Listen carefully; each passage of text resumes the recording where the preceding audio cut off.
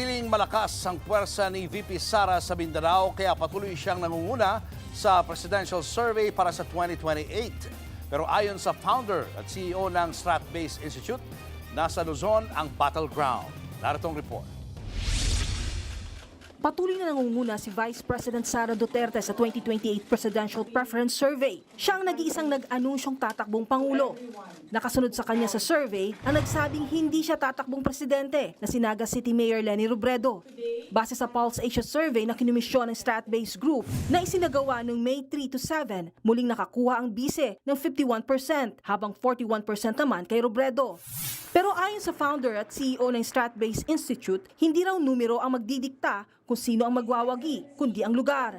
Sa unang tingin, lalabas dyan lamang ang ating vice-presidente. Pero pag titingnan natin, ang kanyang lamang ay nanggagaling lamang sa 90% suporta sa kanya sa Mindanao. Ang dapat nating isipin din ay si VP Leni lumalamang na sa Luzon. At Luzon ang may 52% ng botante sa ating bayan. So, ibig sabihin kung saan pumunta ang Luzon, yun ang nagiging nagwawagi.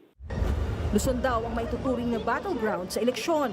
Ang ating battlegrounds talaga ay nasa, sinasabi ko minsan, 30 provinces. Meron tayong malaking mga probinsya, kalat. No? Karamihan yan ay nasa Luzon. Walang nananalo sa ating bayan na Pangulo kundi mo makukuha ang Luzon.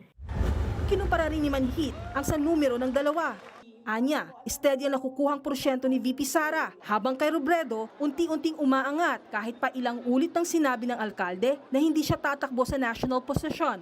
Bukod dyan, magiging malaking factor din daw sa pagbabago ng desisyon ng mga botante oras na magsimula ang impeachment trial ni VP Sara sa Senado.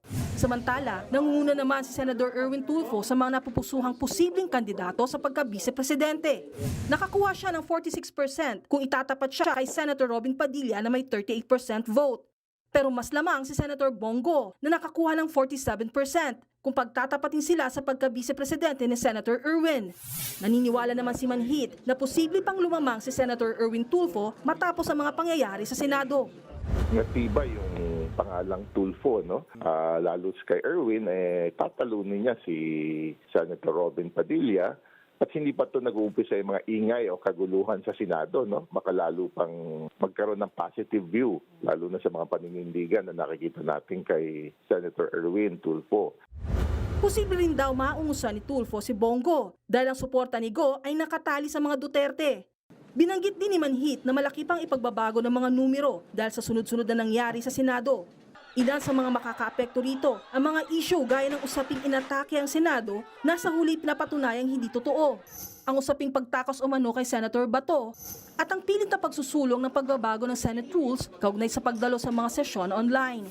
Sa kabila niyan, sa 2028 pa ang tunay na bakbakan, mahaba-haba pa ang laban.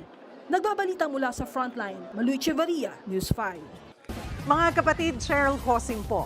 Maging maalam at may pakialam sa mga napapanahong issue at headlines. Mag-follow at mag-subscribe na sa social media pages ng News 5.